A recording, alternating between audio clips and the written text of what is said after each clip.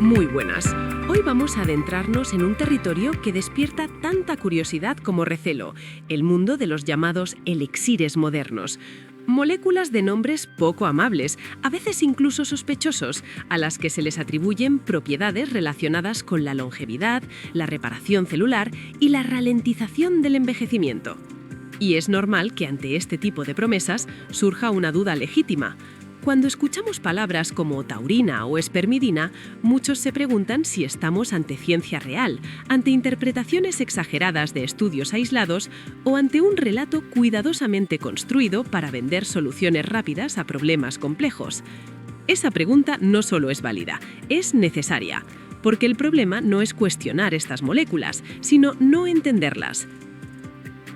En este capítulo no vamos a hablar de milagros ni de fórmulas mágicas, vamos a hablar de biología, de señales celulares, de procesos que existen desde mucho antes de que alguien pensara en encapsularlos y de cómo el cuerpo humano responde cuando se le devuelven ciertas condiciones que ha ido perdiendo con el paso del tiempo. Para entender todo esto, primero hay que limpiar el ruido conceptual que se ha acumulado alrededor de estas sustancias. Empecemos por la taurina, probablemente una de las moléculas más injustamente etiquetadas de las últimas décadas. Para muchas personas, la taurina está inevitablemente asociada a bebidas energéticas, a estimulación artificial, a picos de energía seguidos de caídas bruscas. Pero esa asociación es más cultural que biológica y tiene muy poco que ver con su función real en el organismo.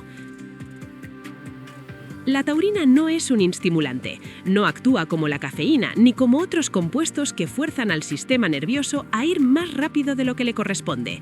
De hecho, su papel es casi el opuesto. La taurina es una molécula que el propio cuerpo produce de forma natural y que se concentra en tejidos especialmente sensibles al desgaste: el corazón, el cerebro, la retina, el músculo esquelético. Su función principal no es acelerar procesos, sino estabilizarlos. Actúa como una especie de regulador silencioso que permite que las células mantengan su equilibrio interno incluso en condiciones de estrés. A nivel celular, la taurina participa en el control del volumen celular, en el equilibrio de minerales y en la correcta transmisión de señales eléctricas.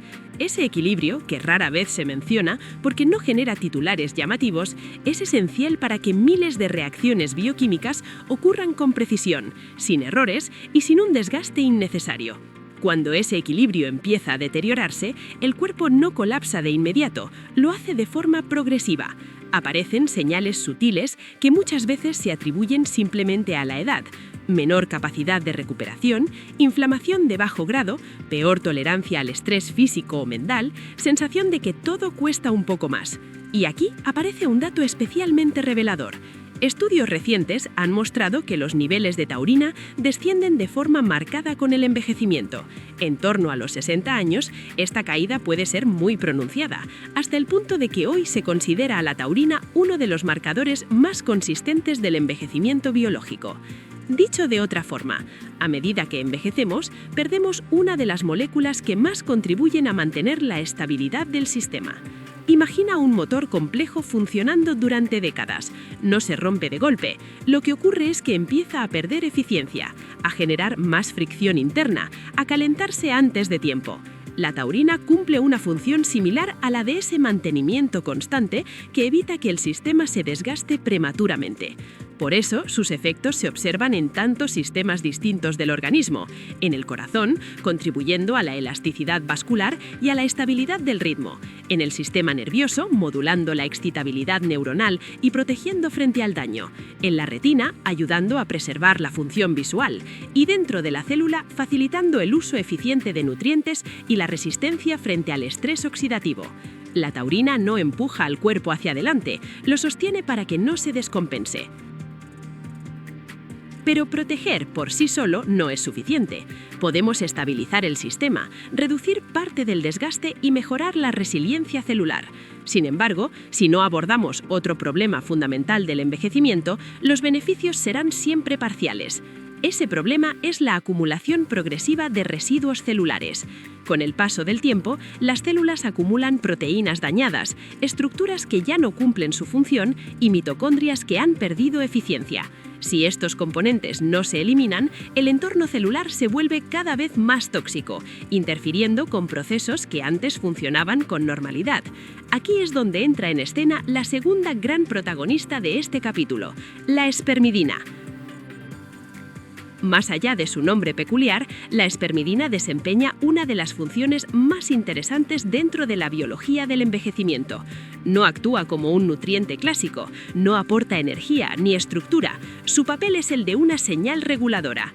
Una señal que le indica a la célula que ha llegado el momento de activar sus mecanismos internos de limpieza. La espermidina pertenece a un grupo de moléculas conocidas como mímicos del ayuno. Esto significa que es capaz de activar determinadas rutas celulares similares a las que se activan cuando el organismo entra en un estado de restricción energética, sin necesidad de someterse a ayunos prolongados o extremos. Conviene aclarar algo importante. El nombre espermidina no describe su función ni su origen dietético, sino el contexto histórico en el que fue identificada por primera vez. Hoy sabemos que una de sus principales fuentes naturales es el germen de trigo, algo mucho más cotidiano y menos exótico de lo que su nombre sugiere. Entonces surge una pregunta lógica. Si está presente en los alimentos, ¿por qué no limitarse únicamente a la dieta? La respuesta está en la precisión biológica. La alimentación es fundamental y siempre debe ser la base, pero no siempre permite generar señales claras, consistentes y reproducibles. Un extracto bien formulado ofrece algo distinto: una dosis definida, estabilidad del compuesto y ausencia de interferencias que puedan bloquear su efecto. En biología molecular, muchas veces una señal pequeña es suficiente para desencadenar una respuesta profunda. La espermidina no actúa como combustible, funciona como un interruptor. No empuja al sistema, simplemente le indica que active una función que ya existe. Imagina un timbre. No importa su tamaño ni su apariencia, lo importante es que al pulsarlo envía una señal clara y desencadena una acción concreta. La espermidina actúa de forma muy similar. Envía el mensaje adecuado para que la maquinaria de limpieza celular se ponga en marcha. Cuando este proceso se activa de manera regular, las consecuencias no son inmediatas ni espectaculares, pero sí profundas. Se reduce la acumulación de daño, mejora la eficiencia metabólica y el entorno celular se vuelve progresivamente menos inflamatorio. Los efectos no se perciben como un cambio brusco, sino como una suma de pequeñas mejoras, una recuperación más eficiente, mayor claridad mental, una sensación general de funcionamiento más limpio. Si damos un paso atrás y observamos el conjunto, todo empieza a encajar con mayor claridad. La energía, representada por sistemas como el NAD, la estructura, sostenida por componentes como el colágeno, la protección, reforzada por moléculas como la taurina, y la limpieza, activada por señales como la espermidina. No son piezas aisladas, ni trucos independientes. Forman parte de un mismo sistema que busca algo muy concreto: restaurar condiciones internas más juveniles sin forzar al organismo.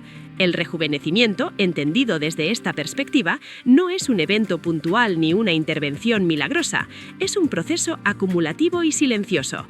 No se nota de un día para otro, se manifiesta en la forma en que el cuerpo responde, se adapta y se repara cuando se reduce la carga de daño interno. Pero incluso después de proteger y limpiar, queda un último desafío: células que ya no cumplen su función, que han entrado en un estado de senescencia y que, lejos de desaparecer, permanecen activas liberando señales inflamatorias que afectan al tejido que las rodea.